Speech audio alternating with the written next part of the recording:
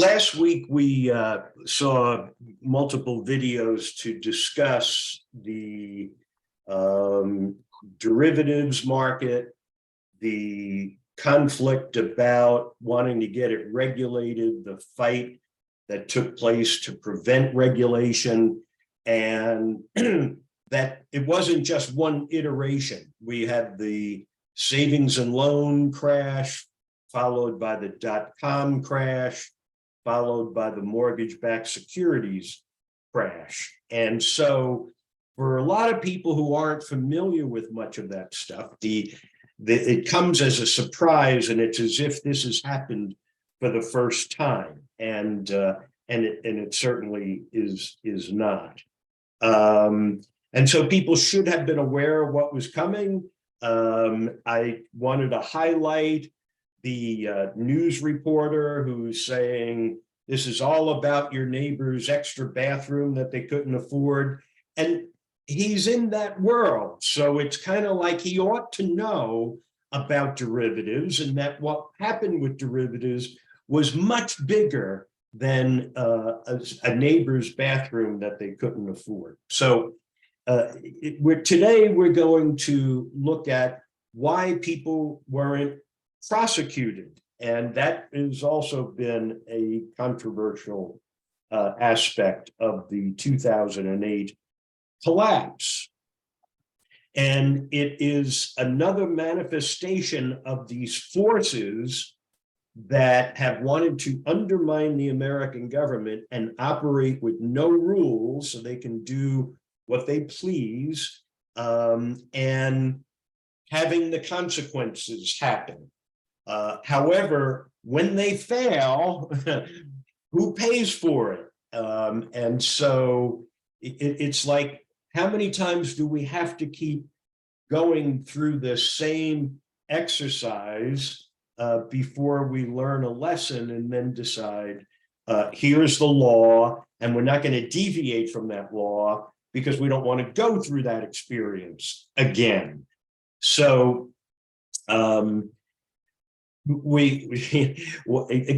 so we're going to look at why didn't it happen. Now, mind you, the events of 2008, in the background were the Enron case and the Arthur Andersen case.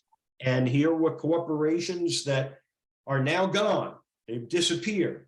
Now that's not, understand, that's the people from the power world, they don't like that. That's not a good thing. Our businesses are to survive no matter what, even if we're criminal. So what you have is we're not going to prosecute you, and we're going to give money to bail out the banks, the investors, the people who crash the economy. We're going to bail them out. I'm going to start with the Obama administration. And I would argue that Obama was faced with the issue of hammering the bankers, and then he decided not to do that. So let's take a look. Election day euphoria. Stocks are back on the downside. The economy has now lost 650,000 jobs. In Chicago, as Obama's transition team went to work, talk of hope was immediately confronted by the reality of the country's growing economic crisis. Fear swept through the markets, and the loss. He had to start thinking about this the day after he was elected. This was the most eventful and consequential presidential transition in American history. We were all worried about what we were seeing. We knew that the credit system was pretty quickly headed towards something that looked a lot like seizure. Obama chose Timothy Geithner, a financial insider and president of the New York Federal Reserve, as his Treasury Secretary. We'd already thrown trillions and trillions of dollars at the problem, and I think it was a very perilous moment, very existential moment at that point. Unemployment was nearly 7% and climbing. The stock market was down more than 6,500 points. 700,000 Americans were losing jobs every month. The housing market was in total collapse. Financial sector was imploding. The auto industry was about to go under. Deficits were exploding. I can't just do things on the spur of the moment. This could be the most climactic economic crisis in all of American history, that we were that close to a complete meltdown. Obama at that moment gets a real glimpse of the future. Disaster's coming. At the end of the conversation, there's basically no bright spots. And I say to the then president-elect, wow, that had to have been the worst economic briefing a new president's had in almost a century. And president says, that's not even my worst briefing this week. It's the inauguration day of the nation's first African-American president. So hundreds of thousands of people already with their stunning crowd of people. Yet, on Inauguration Day, the history of the moment transcended the nation's problems. I looked out, never forget, from the west front of the Capitol all the way down to the monument. And I think it's about a mile. And all you could see were people, a sea of people. The fact that our country elected a black president is just, it was huge in significance.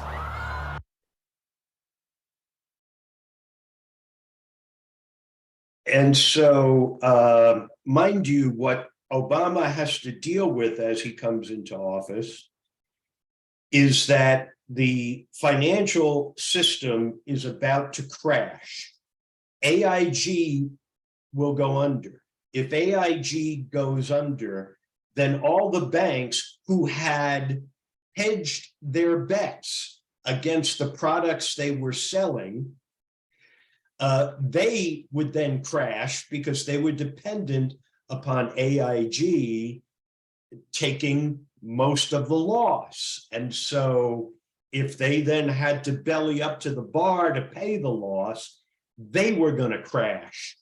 And if you take the whole financial system out, then you have no economy. And so, and mind you, this, the people who are responsible, this is a long list of people. The range of presidents who were in power that poured down the guardrails that would protect against this.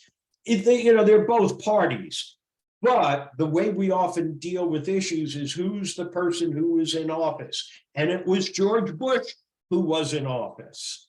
And so George Bush now is really the person that's behind bailing out Wall Street. It was, put together by his Secretary of the Treasury, and it's orchestrated by the Democrats who have control over the House and Senate to now get this passed. But they could have said, to hell with you. Let it all crash. We'll throw the blame on to George Bush, and then we'll rebuild after that, assuming that's possible. Obama, though, wasn't going to do it. Anyway, you're going to see where right after the Democrats passed legislation to bail out the financial system, there'll be commentators who will have loads of opinions. It's important for you to know that the people who are expressing themselves like that have no background, do not understand derivatives markets, do not understand the financial systems, but yet they're very loud voices. Their leadership told the members, we're not for any of it. No matter what it is, no. Just say no. On this vote, the yeas are 246. Obama's Democrats controlled the Congress. The conference report is adopted. The stimulus bill passed the House without a single Republican vote. You watch, the Republicans are going to come under severe criticism for this. Not one Republican voted for it, turning a cold shoulder to the president's... So much for the president's charm offensive. Today it was all partisan rancor. So I think from that point forward, we saw a very downward tilt towards the possibility of bipartisanship.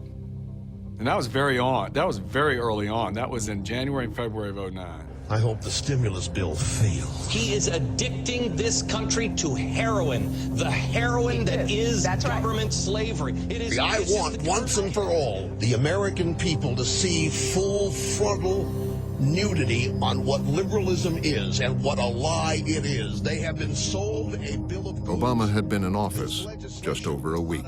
You could almost see the polarization. It was palpable. It was very, very real. It was just the beginning.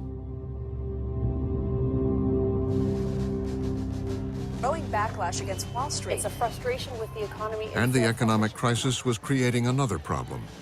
Anger in America was growing over the ongoing government Anger bailout. from the U.S. public toward bankers is high. To the streets to express their anger. Frustration with financial bigwigs. Wall Street banks had received hundreds of billions, while unemployment skyrocketed, destroying the savings of millions.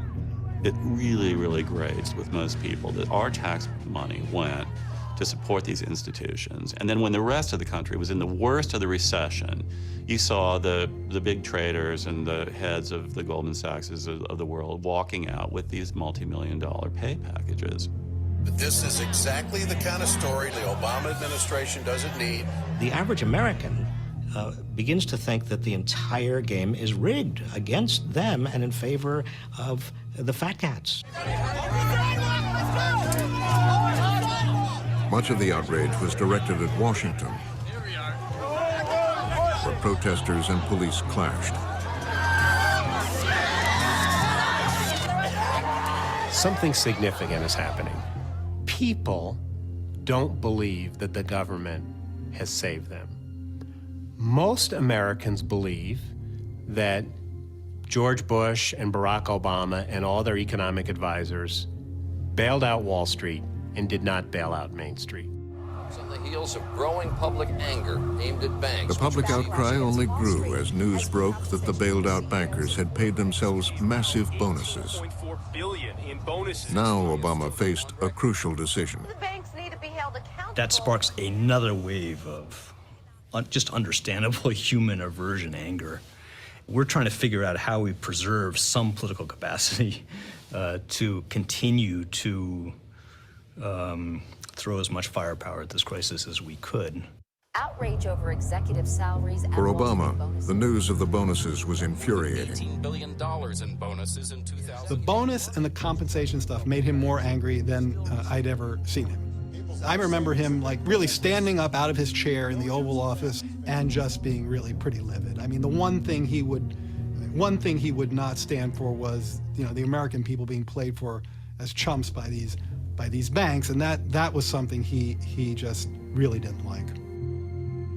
Some in the White House wanted the president to side with the growing outrage and aggressively take on the banks. A lot of the communications, political people worried about the president's popularity and his political capital, saying the banking industry and banking executives ought to pay a price. David Axelrod, Obama's top political advisor, very much wanted some scalps. Robert Gibbs, who was the press secretary but also a very senior political aide, wanted scalps. But Treasury Secretary Timothy Geithner urged caution, warning that giving into populist fury could further destabilize the financial system. You had to make sure you kept concentrated and focused on the core basic imperative was going to affect the fortunes of hundreds of millions of Americans, not get too wrapped up in trying to design political theater that might create the hope of taking some of the sting out of that. I hadn't seen anything like this. Geithner didn't want to do it because it would kind of create this risk. It would create this conception that the government was going to come in and mess with these banks and that would frighten off private investors. In the end, it was up to the president to decide whether to support the banks or take them on and heed the public's anger. For the economy, this is what free fall feels like. When will the recession end? The nation's top bankers were summoned to the White House. The president invited 15 of the banks after leveling some very harsh. The bankers feared the president would deliver the punishment many Americans were demanding. From the nation's banking leaders today, President Obama. 13 bankers were called into a room to meet with the President of the United States. They were told that they were going to be chastised, that this was going to be the opportunity for the president to vent the public's anger. Some held these men responsible for a crisis that had destroyed 5.1 million American jobs and sent the stock market down 50%. Walking into that meeting, these guys have not been this nervous since they're in nursery school. They're ultimately powerful sovereign men atop their institutions, but now they know that they really could get whacked. Now, no one knew what to expect, whether the president would be their punisher or their protector. It was his decision. He'd been through hours of those conversations, and I'm sure he knew exactly what he wanted to say and how he wanted to say it and what his strategic approach was going into that meeting with the bankers. Obama comes in and he's all business. There were few pleasantries exchanged. Obama spoke first. The president made it pretty clear when he talked to us, we're between you and the pitchforks, guys, and you need to just acknowledge that. The bankers have essentially made a decision that they're prepared to go along with what needs to be done to resolve this problem, to get the public back on the side of corporate America. But as the meeting progressed, to their astonishment, the president was in no mood for confrontation. What's interesting is that the next statements and the rest of the meeting essentially is Obama skinning back as fast as he can on that pitchforks punch. And he says, right after that, what we have, gentlemen, is a public relations disaster that's turning into a political disaster. And I'm here to help. I interpret it as kind of a watershed time. Banks are the catalyst to get us out of this morass that we're in. You can talk so long about the past, but at some point you gotta look at the present and the future. And I thought that's what he was saying. The president had made his choice. He would not give in to the outrage and risk upsetting the markets. He was deeply aware of and pained by the basic sense of injustice, the immorality of what the bailouts meant in that case. But he also felt you had to try to keep your eye on the fundamental moral obligation about what set of policies were going to produce the fairest outcome in terms of getting people back to work and repairing some of the damage. And the president required no firm commitments from the bankers. I think it was clear it was an opportunity lost. He had a room full of very frightened CEOs. He was in a position then to make demands, and he didn't. He didn't want to disturb the banks. He wanted them on their side so that things were as calm as possible.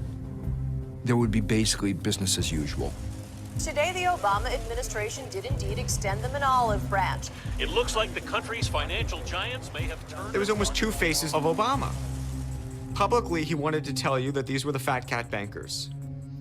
But privately, when he was with the bankers, he wanted to get them on board.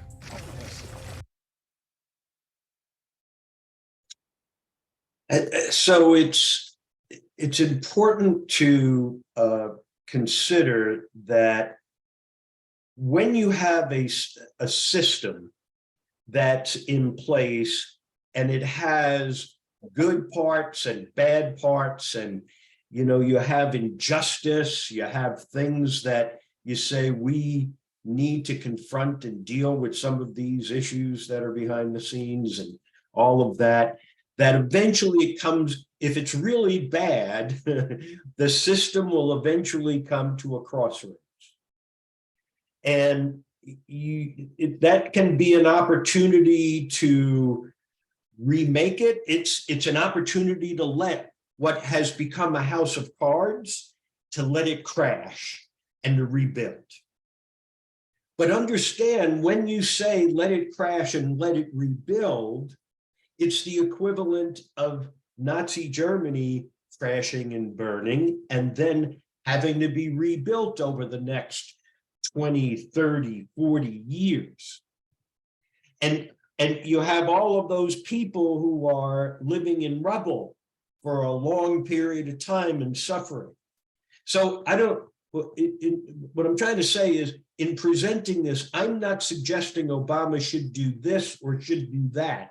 I'm just presenting what he did. And mind you, when we looked at those people who are out there angry, and they're seeing these bankers walking away with bonuses and big paychecks, and the anger is growing, and they have a whole force behind them that has people in the media who are agitating them.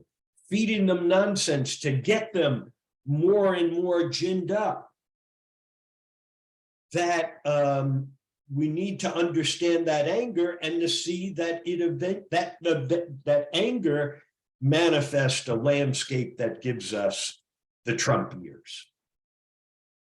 Now, I want to flip to another series of clips that is to, also look at the splits that are going on in the country and about fraud.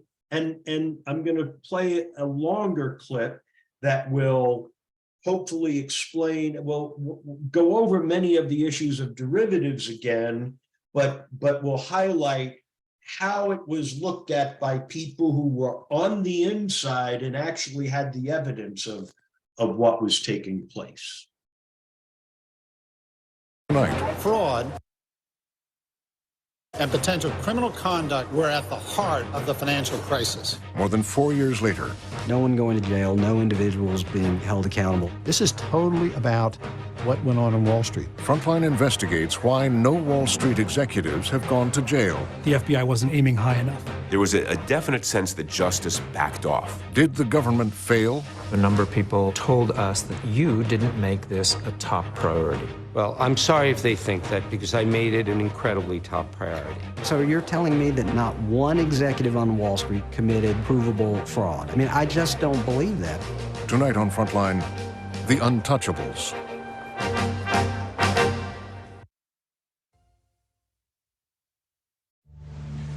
Although this downturn started in the housing sector and in the financial sector, you're seeing a lot of things being hit. As today's numbers suggest, job losses are almost accelerating. 600,000. The biggest loss since 1974. In 2009, Wall Street bankers were on the defensive. The great American mortgage bubble had burst. This is a huge amount of money. The economy was in ruins, and Wall Street bankers were being blamed. Bankers admitted they had miscalculated, but they were also worried that they could be held criminally liable for fraud. With a new administration arriving in Washington, bankers and their attorneys expected investigations and at least some prosecutions. $50 billion in mortgage-backed securities. Was there a sense that there were going to be prosecutions of alleged fraud related to the mortgage crisis? I think there was that expectation. I think people had seen the financial crisis. There was obviously a lot of conduct that had gone on that was improper. And I think people were expecting to see some substantial prosecutions. The men and women who duped would-be homeowners, who defrauded the American investor, need to be identified, prosecuted, convicted, and thrown in jail. In Washington, there was broad support for prosecuting Wall Street. I was really upset about what went on Wall Street that brought about the financial crisis. Not only almost destroyed the financial system of the United States, almost destroyed the financial system of the world. That doesn't happen if there isn't something bad going on. But today, more than 4 years since the financial crisis of 2008, there have been no arrests of any senior Wall Street executives.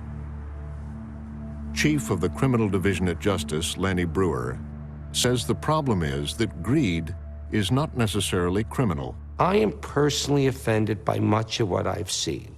I think there was a level of greed, a level of excessive risk-taking in this situation that I find abominable and I find very upsetting. But that is not what makes a criminal case. What makes a criminal case is that I can prove beyond the reasonable doubt every element of a crime. Some former prosecutors believe the problem is a lack of effort. Justice Department failed. They have not done what needed to be done. They didn't ever try to bring together in one coherent narrative, laying out the entirety of the story against one of the major players and demand sanctions that are meaningful. That, to me, is what has been fundamentally lacking. The story of how the big banks amassed enormous fortunes packaging home loans into securities and selling them to investors all over the world began, of course, on the ground with mortgage originators.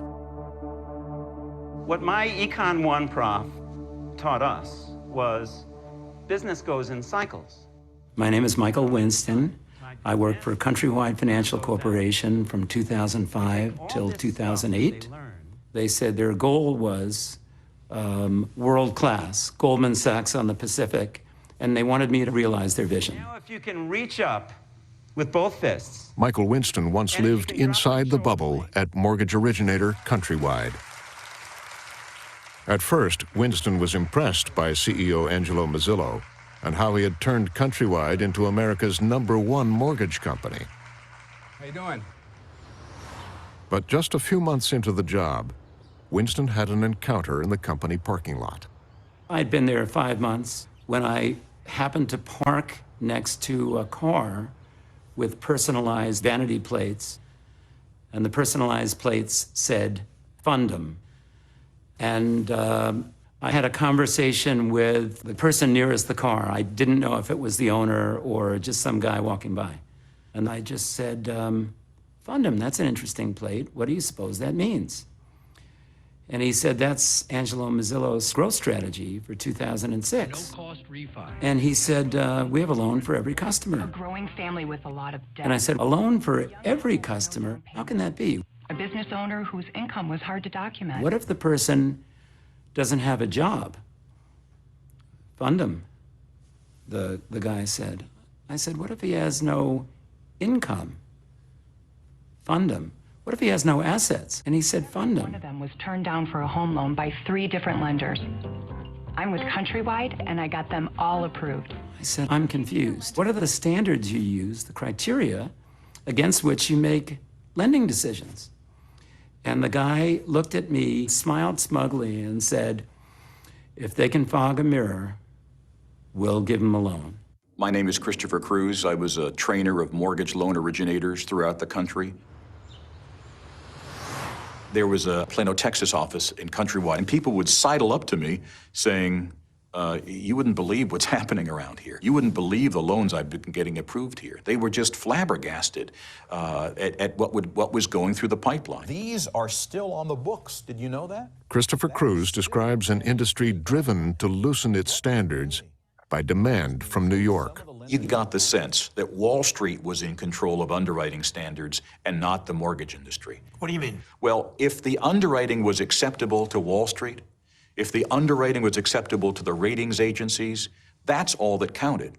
And so my sense is it was probably a game among the people in the mortgage business to say, let's come up with one of the worst loans we can possibly imagine and see if Wall Street will buy it. New homes are selling at the 2nd highest rate on record. And then that type of mentality translates into don't worry about whether the documents are valid. Don't worry about whether we can verify income. Don't worry if the appraisal is any good. Just worry about getting the damn loan closed. Because if you can get that closed, we can get that securitized and then turn around and do another loan. Don't worry about it. There's too much money out there. Just get the loan closed. To dole out $36 billion in bonuses this year. This is totally about what went on Wall Street. Was in fact Wall Street going out into California and saying, "Hey, just put the mortgage together. Don't worry whether they're good or not. You get a fee. I'll take them. I'll bundle them up. I'll sell them off to somebody else. I'll make my money on that. And whatever happens to the mortgages doesn't really matter."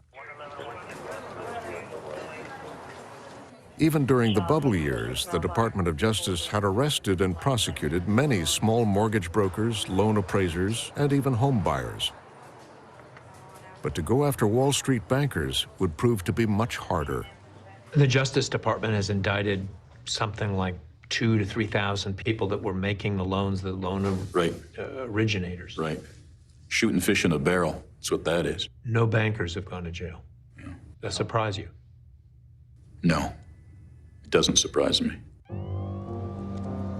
To prosecute Wall Street, investigators needed to find proof of what the bankers knew and what they intended. This meant identifying people on the inside who were willing to talk. I've always believed you start at the bottom up in a bank. You start at the credit department. go to the credit department, find out what the credit department knew. Those are the guys wearing green eye shades who don't get the big bonuses, who want to make sure that the loans, the underwritings are legitimate. They actually crunch the numbers. They're the ones who send the memos up to the folks who get the big bucks. How the folks at the top react to those memos is what determines whether the bank acts properly. At the big investment banks, the credit departments hired contractors known as due diligence underwriters. My name is Tom Leonard. I was a due diligence underwriter. My name is Eileen Loiacono, and I was a contract underwriter. My name is Chico Morton, and I was a due diligence underwriter. What does a due diligence underwriter do? A due diligence underwriter assesses the risk of buying loan portfolios. So a company on Wall Street, they're going to buy a loan pool or a portfolio of loans, and we would be hired to go in and take a sample of the loans and review them. So you were contract workers? Yes. And then what would you do? How would you go about doing the due diligence? Well, we would travel to the location where the loans were stored, and we'd have a room, either a hotel room, conference room, or some work room where we could set up tables and our laptop computers. So these loans would come in bankers' boxes? Yes. A lot of times we were doing the manual labor of moving the boxes of loans back and forth. Load all these boxes on vans and drive them to the hotel, unload them at the hotel, into the room where the due diligence underwriters were working, and they could be stacks all the way up to the ceiling. And there could be anywhere from 10 to 20 separate mortgages within each banker's box. 30 underwriters crammed at a table, you know, bumping shoulders, and you know, sometimes we're in there 6:30, sometimes we're out at 10, 11, 12 at night. I've been on jobs where we've worked late. And so what was it like? What was the atmosphere like? It was like a party. You know, we were all in hotels together, so, you know, it was definitely a party atmosphere. We were getting through these loans as quick as we can. They were not being looked at like they should have been looked at. It wasn't uncommon to have an underwriter on one side of the room start to laugh and say, you know, hey, get a load of this. You know, here's a guy that's moving from $500 a month in rent to a $650,000 house, and he's a electrician, and his wife is a waitress. Everybody in the room laughing. Somebody else would have another story. School teacher making, you know, $10,000 a month, or a waitress making, you know, $12,000 a month. You're supposed to exercise some common sense and, you know, like say, okay, well, is it reasonable that they could make XYZ a month? But a lot of times, we didn't do that. You didn't do that on the instruction of your supervisor, your lead? Right. So the lead would say what? Looks reasonable to me. The lead would say, that waitress making $12,000 a month looks reasonable to me? Yeah. You're kidding. Well, depending on the area. You know, if it's... What area does a waitress make $12,000 a month? Las Vegas. You know, if it's Vegas, then, you know, possibly with tips and all that stuff, or... I can't do the math, but that sounds pretty high. Right. It is high. You couldn't say the word fraud because we couldn't prove that it was fraud. Well, if you saw something that was a misrepresentation. Yes. You were expressly told don't write fraud or use the word fraud? All the time. Even if we suspected, we had to say this appears to be incorrect. You would never say this looks fraudulent. Were you told to ignore loans that you clearly knew contained fraud? Well, fraud in the due diligence world world, fraud was the F word or the F-bomb. You didn't use that word. Even if a loan was clearly, a stated income loan that made no sense, there was no support. Yeah, but you didn't use the word fraud. But it was fraud. You saw loans by your terms and my terms, yes, it was fraud. By the due diligence terms, it was something else. And it wasn't just outside contract underwriters who were finding fraud. Insiders at the big banks were finding problems. My name is Richard Bowen. I was with Citigroup, and I was a senior vice president and business chief underwriter in the commercial lending group. And the overall operations I had purview over involved about $90 billion a year of mortgages we were purchasing from other mortgage companies. And what were you to do with those $90 billion worth of mortgages? I had responsibility to make sure that those mortgages met our credit policy guidelines. So the bank had agreed to buy these loans. Subject to their meeting our credit policy. But you found out that the loans that your team was looking at didn't meet the credit policy. We found that approximately 60% of the loans did not meet our policy.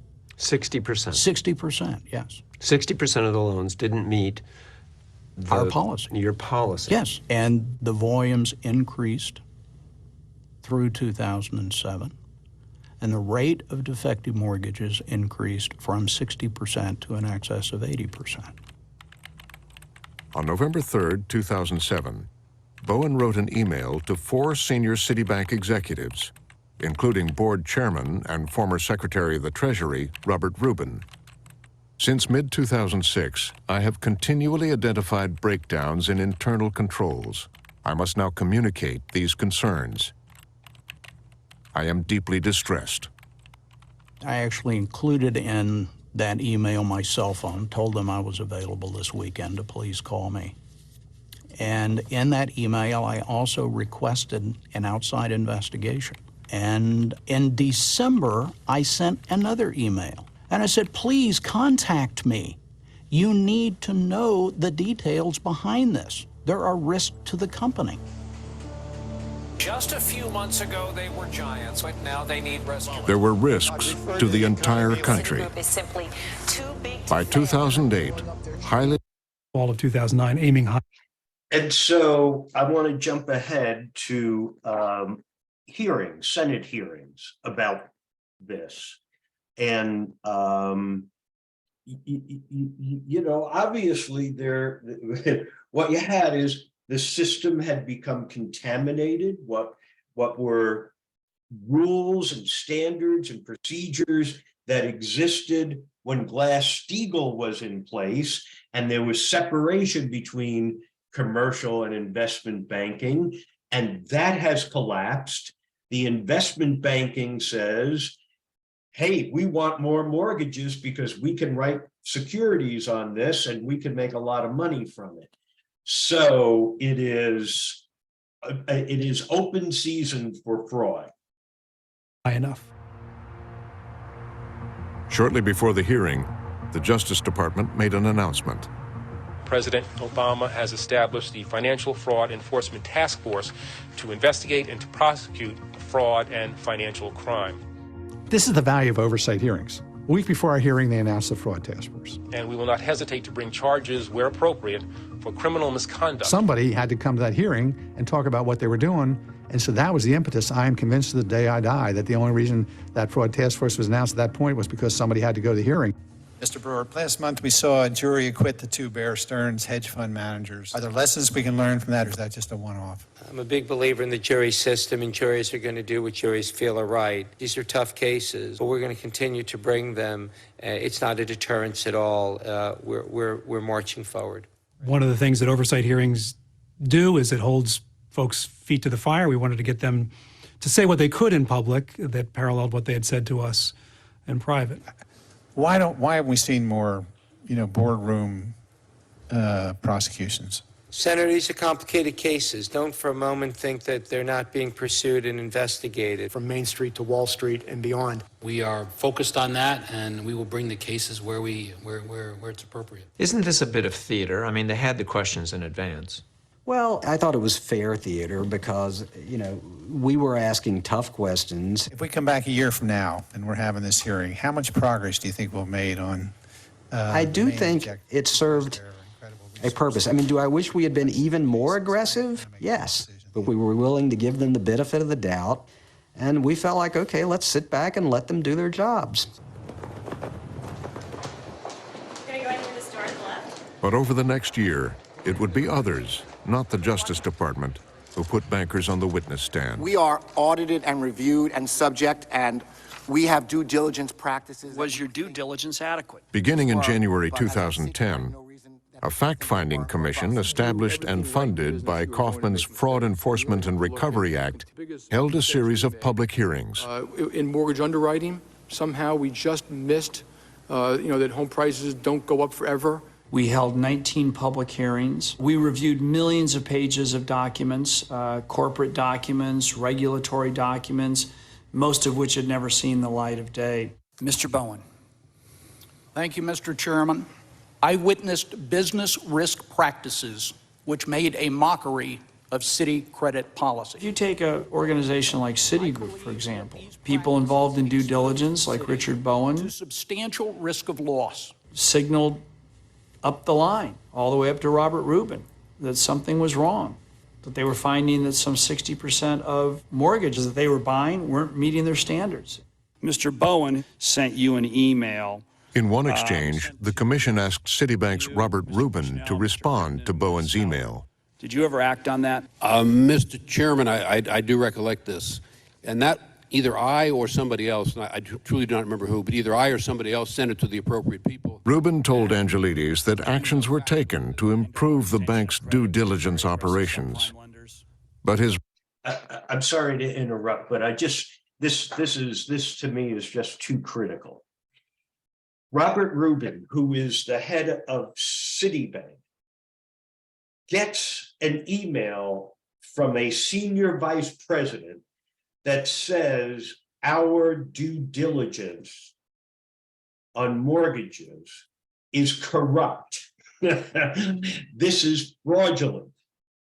And Robert Rubin is like, yeah, I think I remember that. Are you kidding? I mean, this is just, that is like a fire alarm is going off, and you can't pretend, oh yeah, and I sent it to the right people to make sure we fix that. Why? Recollections were vague. I certainly don't remember today whether I knew at the time or not. I truly do not know, Mr. Chairman. If the excuse at the top was, we didn't know, that's a pretty poor excuse from people who are hauling down 10, 20, 30, or in Robert Rubin's case, $115 million.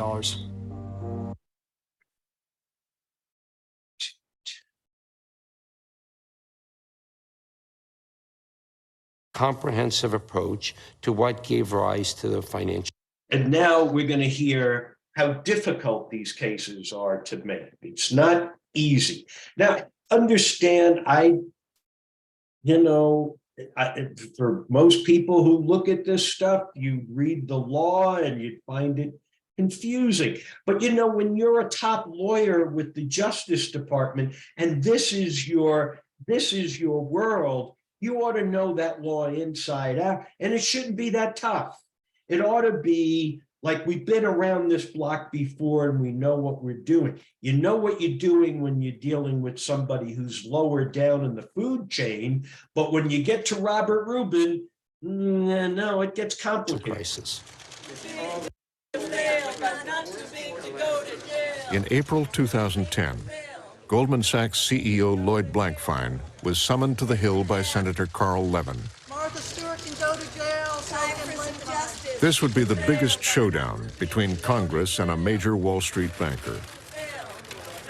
Blankfein was unapologetic. Clients know our activities and they understand what market making is. Do you think they know that you think something is a piece of crap when you sell it to them and then bet against it? Do you think they know that? The nature of the principal business and market making. Lloyd Blankfein argued it was perfectly okay to, at the same time we were selling securities to you, we were betting on the fact these securities were going to go down. But that's okay because we're a market maker and we're allowed to do that. That sounds like fraud to me. In the first half of 2007, Goldman Sachs sold long position CDOs to its clients, right? We sold, we reduced our risk. So you were selling CDOs at the same time you were taking short positions on the same CDOs. The best way of reducing your risk is to sell what you have. I believe in a free market. If it's going to be truly free, it cannot be designed for just a few people. It must be free of deception. It's got to be free of conflicts of interest. It needs a cop on the beat, and it's got to get back on Wall Street. We stand adjourned. Senator Levin referred his committee's findings to justice, but again, the department declined to bring any criminal charges. No one going to jail, no individuals being held accountable for anything other than relatively paltry fines. The Justice Department says these are very difficult cases to bring. Showing intent and proving every step of the crime beyond a reasonable doubt is a difficult thing to do. I think that is without a doubt a factor in the difficulty of proving intent. But I'm sorry, I just don't believe there was enough effort. Just doesn't make common sense. So you're telling me that not one banker, not one executive on Wall Street, not one player in this entire financial crisis committed provable fraud. I mean, I just don't believe that. Kaufman and Connaughton were running out of patience. I've talked to Senator Kaufman, I've talked to Senator Grassley, I've talked to staffers, I've talked to a number of people. They told us that they felt that you didn't make this a top priority.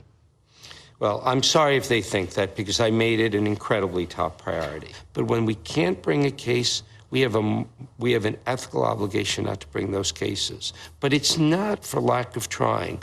Our lawyers are working incredibly hard, and it's a disservice for anyone to suggest otherwise.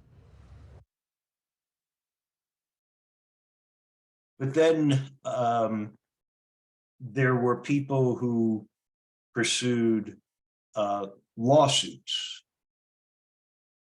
In all of this, was there a case that you thought could have gone forward as a criminal prosecution that didn't? You know, there were a lot of discussions along those lines. And I talked to Lanny. They were suing Bear Stearns and its successor, J.P. Morgan Chase, on behalf of companies that had ensured the quality of the loans Bear was selling. In January of 2011, they filed a 161-page complaint. And within 160 pages, that document essentially summed up what looks to be the core of the credit crisis. Mark Palmer has poured through the Bear Stearns lawsuit and a dozen other private suits now pending against other Wall Street banks for fraudulently misrepresenting the mortgages they packaged and sold. You say this is the core of the credit crisis?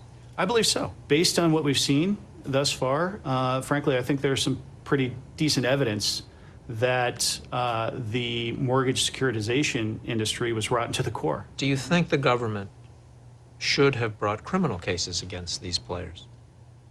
I would find it difficult to believe that there wasn't sufficient evidence to at least indict many of the players involved here. In building their cases, attorneys at Patterson-Belknap spoke to over 35 whistleblowers, many of them due diligence supervisors and underwriters. Among them, Tom Leonard. It was Patterson-Belknap that first got in touch with you about this. Yes. Leonard told the lawyers how due diligence was compromised. And you told the truth to them about what you had seen. Yes, sir. And you were a supervisor. Yes. And you saw what your underwriters were doing. Yes. And you saw the instructions. Yes. Coming down from the banks. Yes. What was the highest defect rate you ever saw on a job? Oh, gosh. We had a job that was like 50%.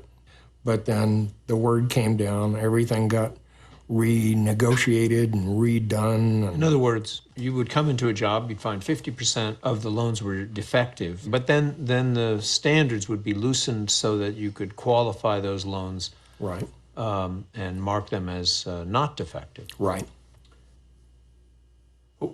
Isn't that fraudulent? Yes. Is this something you think is important for the government now to be prosecuting? The kind of fraud that you saw? Yeah, I mean, if it's still within the statute of limitations. The Department of Justice says that it's very hard to prosecute these kinds of crimes because you have to prove criminal intent. Yes, sir. How do you respond to that? I think if I was sitting on the jury and I saw this information, then I could pretty well assure myself that there'd been criminal intent. Were you ever contacted by anybody in law enforcement or the Justice Department? Not until just recently. You know, and it was work, but it wasn't that hard. We have been able to contact a number of people who were inside the banks doing due diligence work as contractors, who all told us that they were never contacted by the Justice Department. Well, look, I can't talk in general about nondescript anonymous whistleblowers, but here's what I can tell you. Whenever I personally have been in any public setting, I've invited whistleblowers to come forward. But it shouldn't be so easy for journalists to go out and find whistleblowers that at this point, 4 years after the meltdown, that haven't been contacted by justice. Martin, no? I don't accept for one moment that you all are finding whistleblowers that we're not. What I do, let me continue. What I do believe is that when we speak to the whistleblowers, we have to make a determination whether what they say is really a criminal case. We've talked to whistleblowers, we've talked to people inside the banks who've told me, yes, there was fraud that went on. And we've talked to hundreds and hundreds and hundreds of people in these investigations. And you're saying in not one of those cases, having interviewed hundreds of people and looked at these things, you can't find one person in this whole mess that you can establish beyond a reasonable doubt that was selling these things knowingly, intentionally, and defrauded the investors. We were not able to reach a level of that would sustain beyond a reasonable doubt. We were not able to show criminal intent sufficiently enough to obtain what we believe to obtain a conviction. Do you think the banks did all this unintentionally? No, I personally don't. But in the end, sure, I was frustrated. Lanny was frustrated. Lanny was disappointed. I'm sure he was, and so was I. But we knew professionally this was the decision that needed to be made. The jobs of tens of thousands of employees can literally be at stake. In September 2012, Lanny Brewer gave a speech explaining his reluctance to indict a major bank. These are the kinds of considerations in white-collar cases that literally keep me up at night. You gave a speech before the New York Bar Association, and in that speech you made a reference to losing sleep at night, worrying about what a lawsuit might result in at a large financial institution. Is that really the job of a prosecutor, to worry about anything other than simply pursuing justice?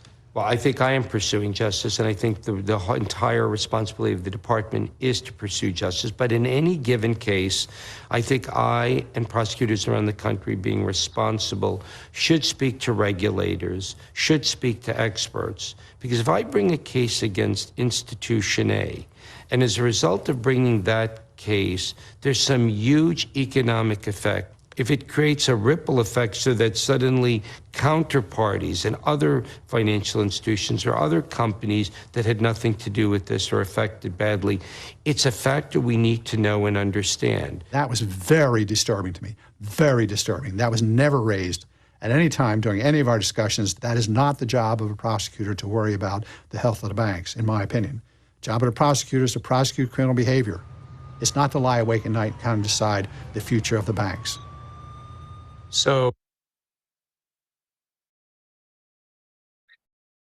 And so what you get is there's too big to fail and too big to jail. And so we really have a crisis of the criminal justice system, and we have people who are very angry, and that anger has come out And we are now facing another test as to whether or not justice is applied even-handedly, or if there are people who are just too powerful to not be held to account. Okay, that's it. George, and Lauren, we can open up now. Okay, again, Sal has covered a lot of information. And so if you have any questions or comments, please use the raise the hand function. And it looks like Dave has something. Okay, what you're missing is that the Congress, the legislatures are not going to put statutes in that make it easy to convict.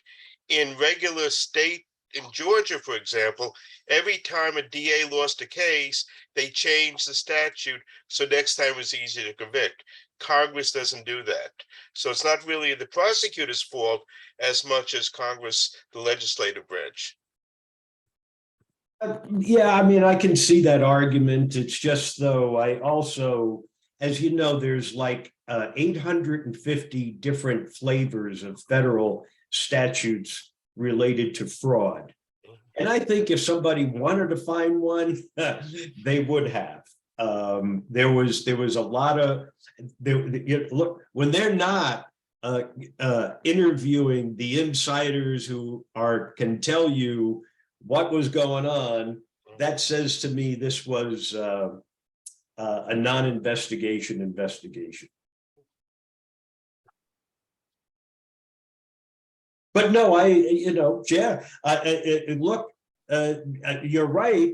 Not only the legislature, the federal legislature has been making it harder to prosecute people for criminality, frauds, and conspiracies. The Supreme Court says quid pro quo needs to be something where you've had it notarized. I am giving you this money, so in return you will pass this legislation. An absurdity, so that it makes it very difficult to prove corruption. It's just, no, I understand, right? The system is gamed. And when those people are out there screaming, the system's rigged, they may not have all the details to explain why it's rigged, but they're right. While other people are thinking, going back to last week's presentation, Alan Greenspan, did we think that he was either not as smart as he purported to be, or was he in on this whole cabal, if you will?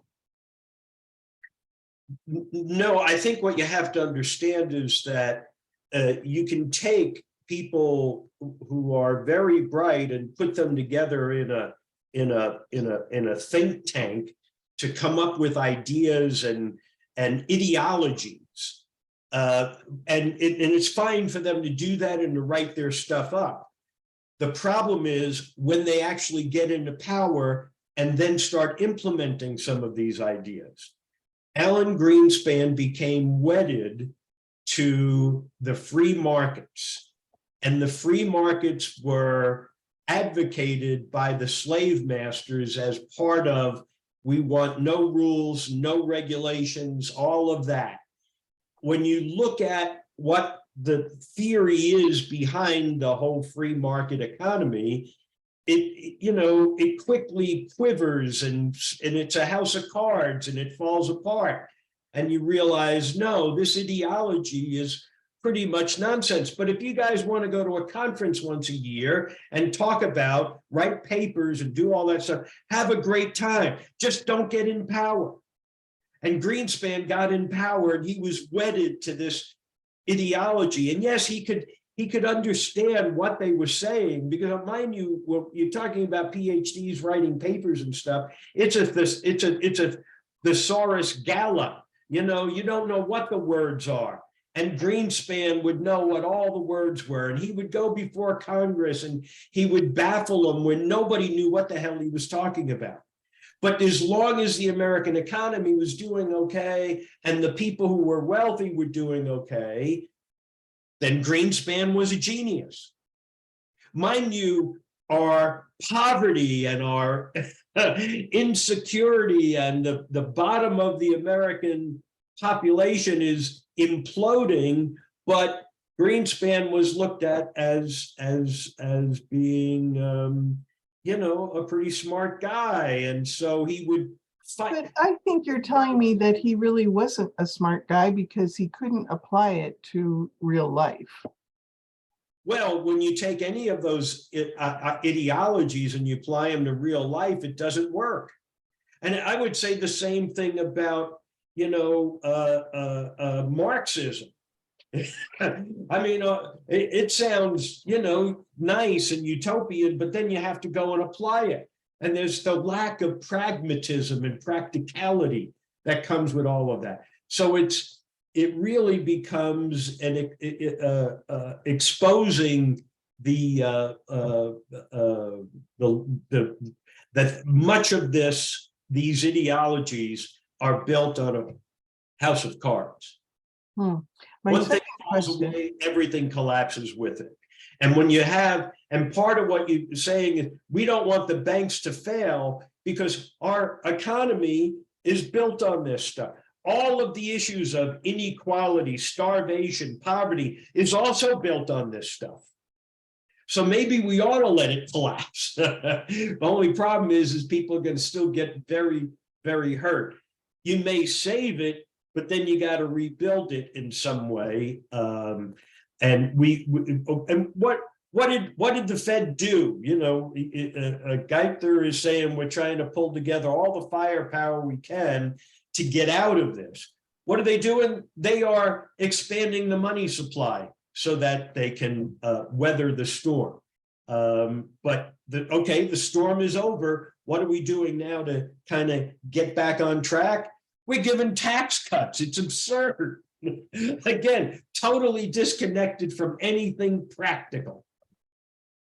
My second question, unrelated to Alan Greenspan, is about Obama himself and being the first Black president and how that may have affected how he handled all of this, knowing that there was such a deep and growing group of people out there that just couldn't stand that a Black president was a reality now, and how he was trying to probably hold things together. What are your thoughts on that? I just think, as I look, Obama is a very conservative person. And when I say conservative, it's not the radical maniac conservative that we call conservatives today, but a small c conservative. He's a guy who doesn't want to upset the apple cart. So he's going to try to find a way to get something done without causing too much disruption. He came in on a spiel of hope and change, and people believed there was going to be a new agenda put forth. But what did he do? He continued the wars in Iraq. He continued the war in Afghanistan. He bailed out the bankers. He didn't put any of them in jail. This is the action of a very conservative guy who doesn't want to cause any dramatic change. And so it's just in keeping with his overall character. That's not a criticism of him. That's not to be derogatory of him. It's just that's who he is. Eileen, what do you have? My comment is I blame a lot of this on Bill Clinton because he got rid of Glass-Steagall, and I just think that was just a horrible thing. I can never like him, It was a terrible thing he did to this country. Well, again, it's, you have to look at the broad picture of how Glass-Steagall came down. And there are a lot of other people who are complicit in that whole process. And that is really the theory of this class, is to see that this is much bigger than one person. And it's a very formidable force. And if we don't recognize that formidable force, it will crush us. Yeah, but he was in the pocket of Wall Street for sure. Ralph? Who else has some questions? Ralph's got to have something. I know that. I'll ask him to unmute. Unmute. I was just listening and thinking about it, looking away a minute, but all the people that were out there protesting and stuff, if it had all been allowed to collapse, there were a lot of people going to be hurt. I think all the protesters, and like everybody else, I was angry about it, and it seemed wrong. But I wonder if a lot of people realized that they themselves personally were going to be hurt in the understandable desire to see people punished, because that's fine. You want them punished, but this whole thing about they bailed them out, but nobody bailed us out. I see it. I see the truth of it, but it seems to me that this would still be something that's argued about today. I mean, this should be a topic for research right now. I mean, there should be scholarship out there about this never should have been done, and here's why. Paper goes on for 80 pages. This should have been done, and here's why. Scholarship goes on for 80 pages. Do you know, is this out there? Has anybody in a serious publication tried to take this on? Because I think most people's opinion about the bailouts are totally unchanged. I know it is with some friends of mine, conservatives, liberals, but damn them, they bailed out the bank. But nothing deeper than that. Nothing since that for what, 10 years now? Yeah, there's one of the people that and there are many who have written a lot about it, but like Adam Tooze, professor from Columbia, wrote the book Crashed, and it's an 800, 900 page book. I mean, I read it and I've taken excerpts out of it and put it in the paper to send to you guys, but it's hard for people to really follow that, and so it's complicated. Here's the thing is that in highlighting all of this stuff, I'm really not saying what had to happen. If you guys can excuse me 1 second, my dog is going crazy. Let me. Great. Commercial interruption by Lily. I'm going to take this moment to remind everybody about the field trip to Montgomery, and you can look for more information in the chat. Come on, you want to come to class?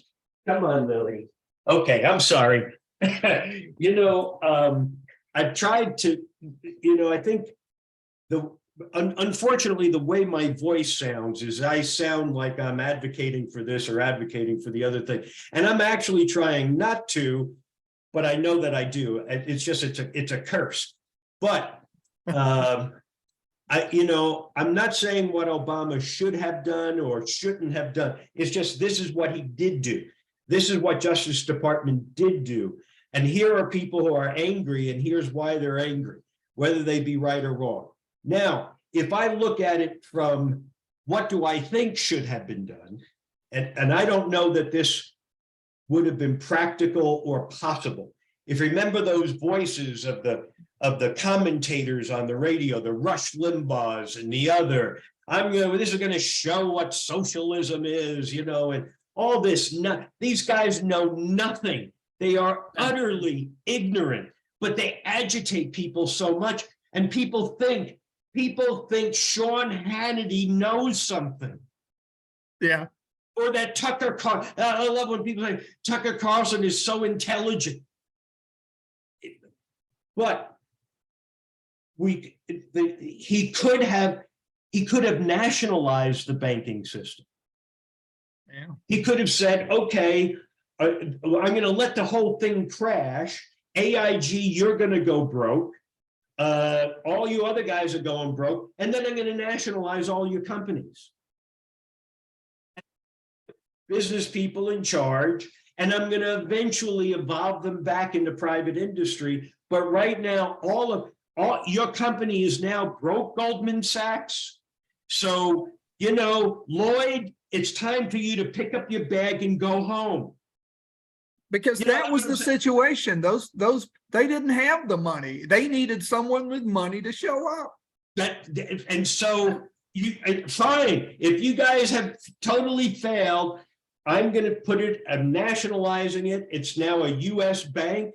And you know, it's like that senior vice president from Citi, Robert Rubin, you're gone. The guy who's the senior vice president from Citi is now in charge. You know, I mean, there were things like that that could have happened. Now, I don't know that that would have been practical. I mean, I have to really think through more of the cascade of but we did take over, was it General Motors? Yeah. Right? We went in, we were the major stockholder. Right. And kept them in business.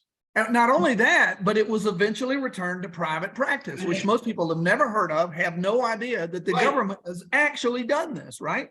They have nationalized a huge corporation and then gradually turned it back over to the private side and said, clean up your act. Have a nice day.